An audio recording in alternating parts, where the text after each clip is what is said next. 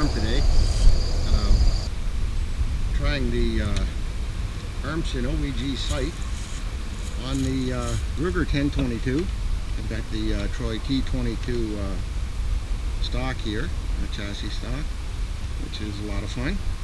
And we're going to give this a try. I've never put it on a rifle here, and recently, at least, the last time I shot one of these sights on a rifle was probably back in the 80s sometime, and I thought, you know, it was kind of neat. I like the idea of having both eyes open when you use the sight. It's designed to work that way and only that way.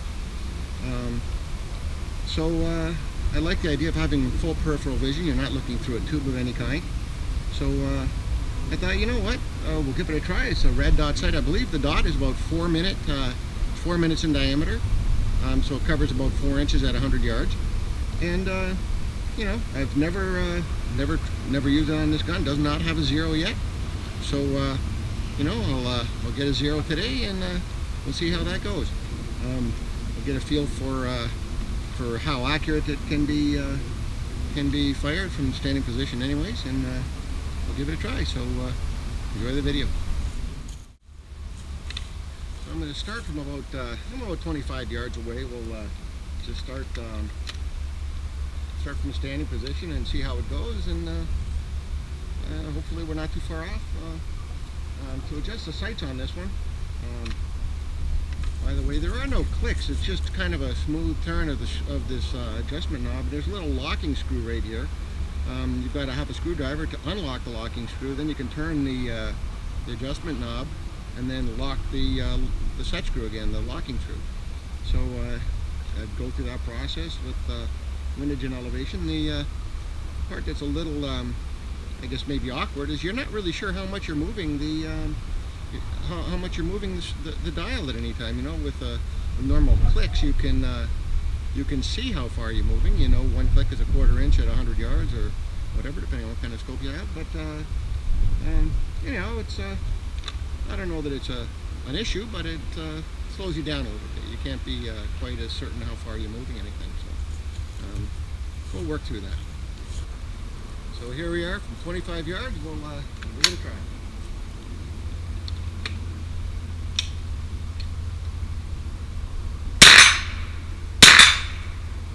A little low and left.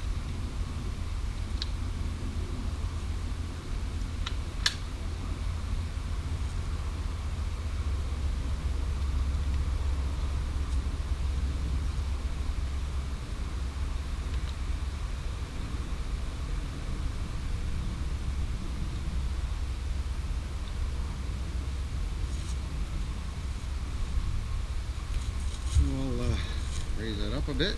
Not sure how much.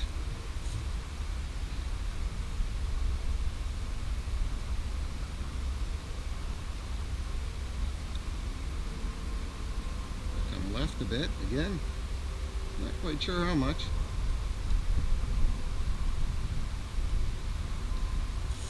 Give it a couple more shots.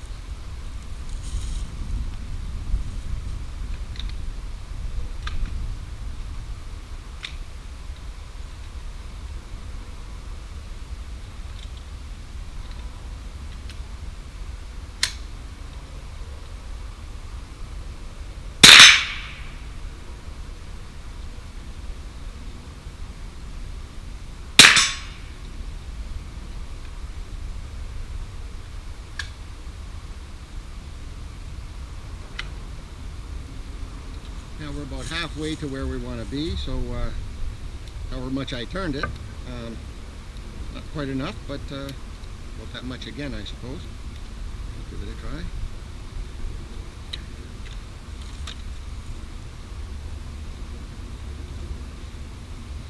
What's interesting about this sight is that you have an unlimited field of view. You know, your left eye sees the target and everything sees everything basically, and the dot that you see inside the scope with your right eye or your dominant eye, it's kind of superimposed inside your mind, and it looks as though there's like a laser dot out there in space. So it's kind of a neat idea, you know. you can kind of move from target to target fairly quickly. There is a little bit of an accuracy loss with this kind of thing. It's not the most, there is some sort of parallax of some sort, because your head angle changes where the dot will be located. So it does drift a little bit. So hopefully it's not too bad, and you know, the wonders of a 1022, huh? I know that people say these things are the most reliable, but my experience does not support that.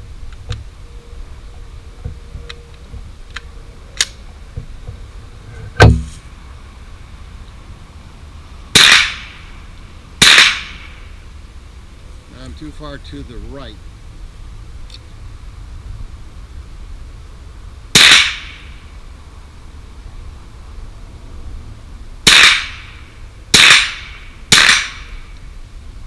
The elevation looks pretty close.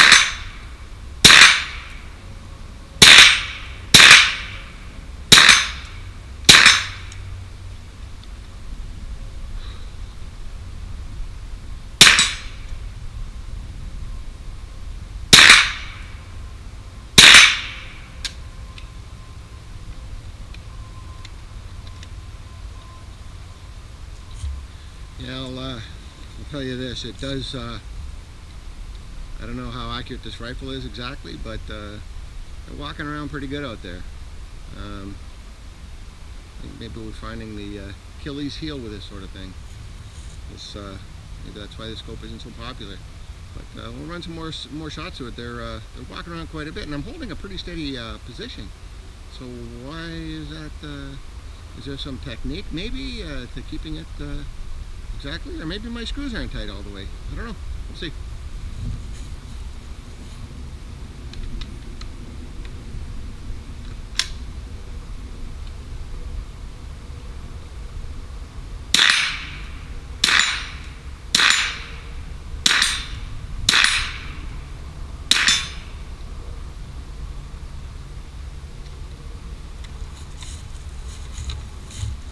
It's not too bad this time. Seems to be right about right.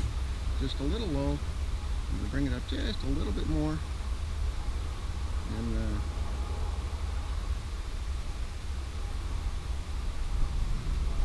now I'm going to set up some steel plates, and we'll run around and have a little fun with it, see how it works on the plates.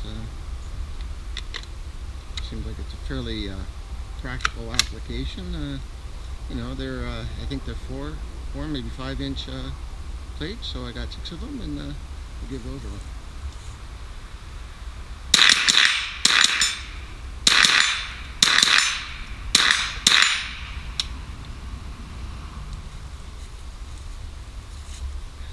So far, I think if you're into any kind of tack driving accuracy, I don't think this is really much of a solution. I think it might be something on a shotgun. A lot of guys like sights on a shotgun. I've got a Mossberg 590A1, and that gun, you know, it's made for, it has iron sights on it. So I'm thinking maybe, based on what I'm seeing here, it might be more practical there, because that's a it's just a straight cylinder bore barrel. It's not really set up for anything very far with regard to shot of any kind, because it's, you know, wide open choke. So probably limited to 30-40 yards unless I'm shooting maybe buckshot or something like that. And then possibly for slugs or something of that nature. I don't shoot a lot of slugs, to be honest with you. I wouldn't use that gun for deer hunting. It's not that you couldn't. Just I got rifles. I just could use it in a shotgun only season. Might be kind of handy for that. But yeah, I think, you know, maybe for skeet might be kind of nice. I don't know how accurate you got to be. I guess that you know, but at this distance, I don't think it would mean missing a bird on a skeet field, or maybe close range 5-stand, something like that. So I'm gonna have to give it a try on that 590A1 and see how that works out. That'll be interesting on the ski field. Okay, seems as though I've got a pretty decent zero, around 20-25 yards with this.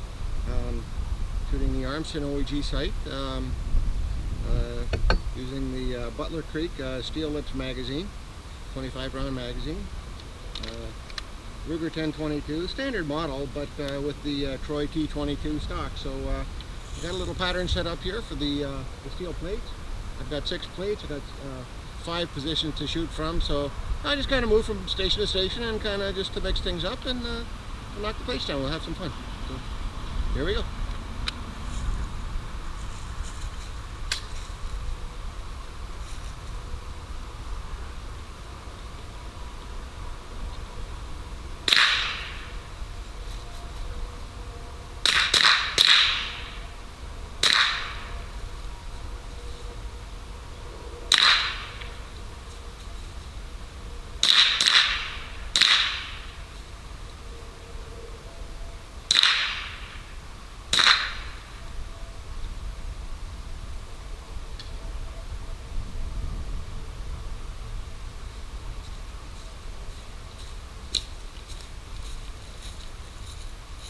So that's not too bad. I don't know if it's just I don't have a good zero, or if it's walking around a little bit, but they're not all going where I think they're going. But yeah, we'll work with it for a while. We'll see if we can work through this. So that's a lot of fun. Actually, more fun than I thought it would be. I was, you know, the way it was shooting there on the target, I kind of thought it would be a little worse, but I'll get the job done, I think. Okay, round 2.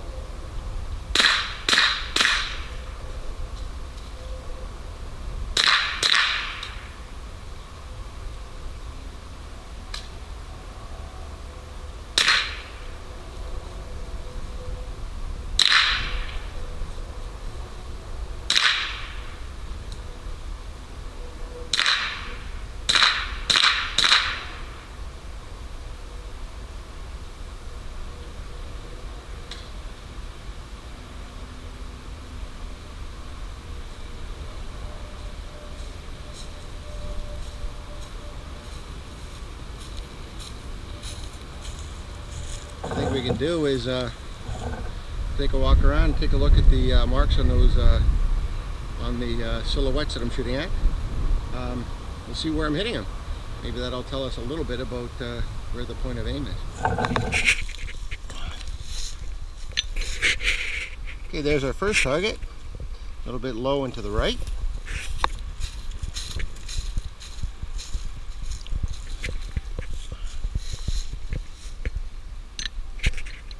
Second target, low and to the right as well.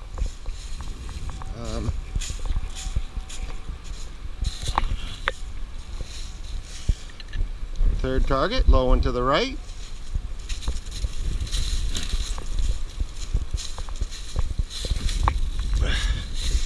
No surprise there. Low and to the right on the fourth.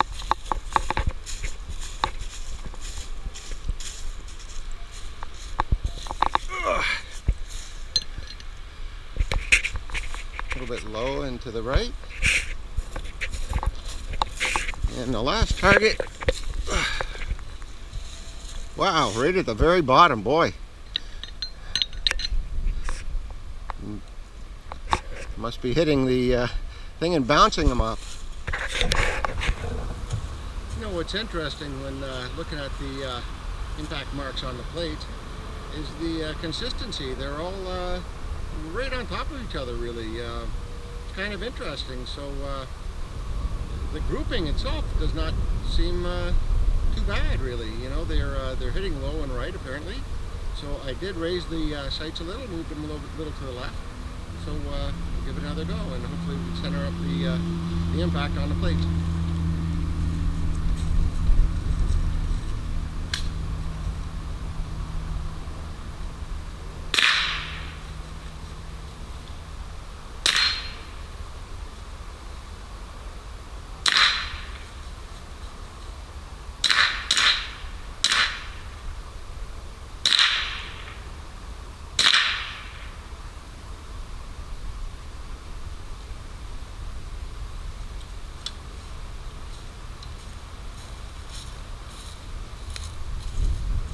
I guess I get a little penalty for not moving to the last position there.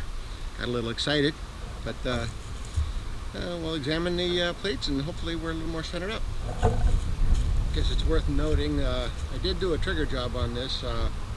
It's got the standard trigger that comes with the 1022. I did reduce the amount of shear contact, and I polished the face a little bit, and I didn't measure the trigger pull weight, but when I first got it, it was pretty scratchy feeling. You know, it felt like dragging a shovel down a gravel road at first, and it's actually not too bad now. You know, I really recommend that if you know how to do a trigger job on a gun like this, it's not that difficult. You know, try to be adventurous. Worst case scenario, you bugger it up, and you got to buy yourself maybe a Ruger BX trigger or something like that. But you might be out $100 bucks, but you know, good chance you're going to do it right. Just take your time, little at a time. You can always work it a little bit more later. Don't try and get it all perfect right at once. The other thing I did was I did make it so that the release lets go as soon as you pull it back. So that's another popular trigger mod on YouTube. So you might want to look that up if you haven't done it to your gun. It's not hard to do. All you need is a little file, and get in there and knock that little corner out of that notch. And if you don't know what I'm talking about, look it up. There's lots of information on that on YouTube. So I might even put out a video on that myself. So that's it. You know, we'll give it another run. Hopefully we're more centered up on these plates.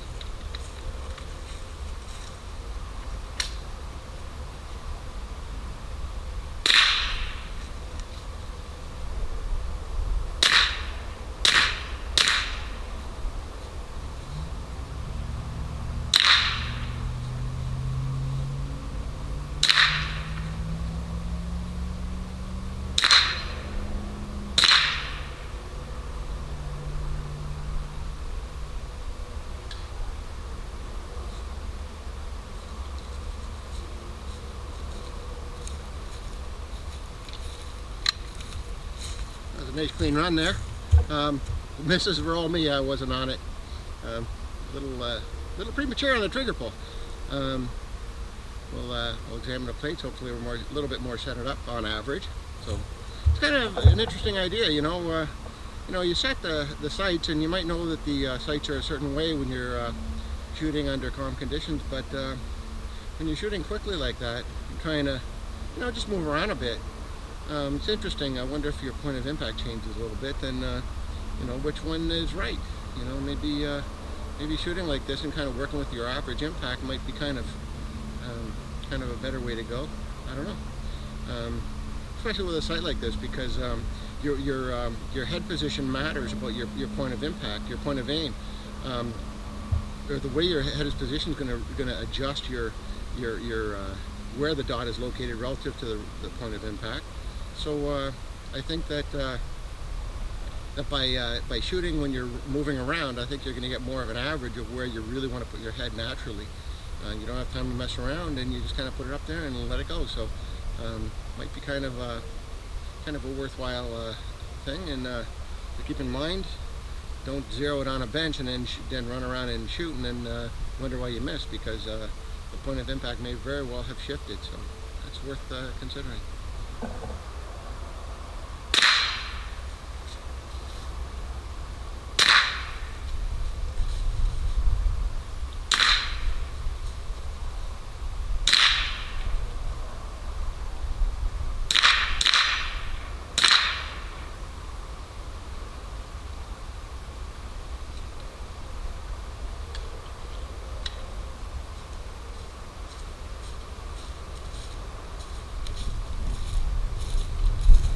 off camera I did make some slight sight adjustments. The rounds continue to hit a little bit low, a little right on average.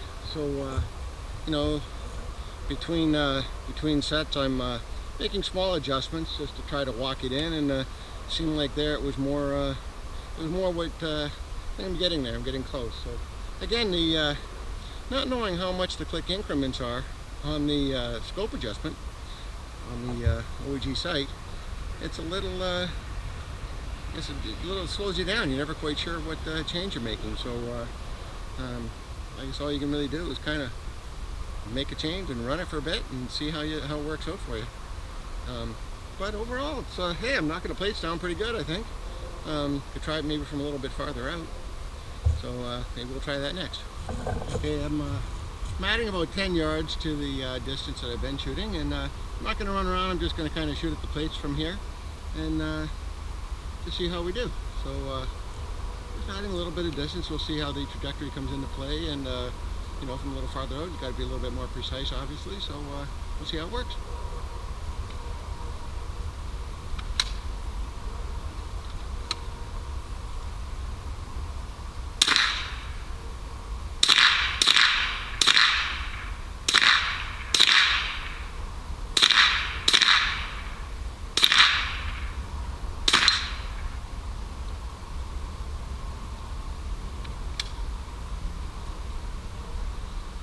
It's not too bad, you know. I'm hitting whatever they are, 4-inch plates from probably I don't know, 35, 40 yards here. So that's not bad. You know, I don't hit them all, but I'm not sure I'm on them all. So that's not too bad. You know, it's better than I was expecting earlier. So you know what, Armson OEG, you might want to give it a try. It's a lot of fun. You know what I think is pretty cool about this? If you have you know, a lot of my wife and daughter, they're both right-handed and left eye dominant, so they have trouble shooting. And I'm hoping that you know, my daughter can use this and enjoy it without really having to deal with you know, shooting left-handed. You know, so I just wonder with certain people if they're better off to go to a sighting system like this, where your eye dominance, I think, might even when you're right-handed and left eye dominant, it may actually work a little bit better for you, I think, because you're using your dominant eye to acquire the target, you're using your non-dominant eye to acquire the dot. So I wonder if that would work out better for somebody who's I don't know what you call that, cross-eye dominant, whatever, but right-handed person that's left-eye dominant or vice versa might actually work out well for them. Anyhow, I'm gonna stick with this thing for a while and see how it goes. And you know what I really think would be kind of cool is if you got a rifle that's you know, possibly not that accurate to begin with, maybe like an SKS or something like that, might be kind of a handy thing to put on. You know, it's not the by no means a precision rifle, and maybe a sight like this might be good enough. You know, I can't say I find fault with the system. It's not ideal, but for that kind of thing, it might work out well. So hey, give it a try.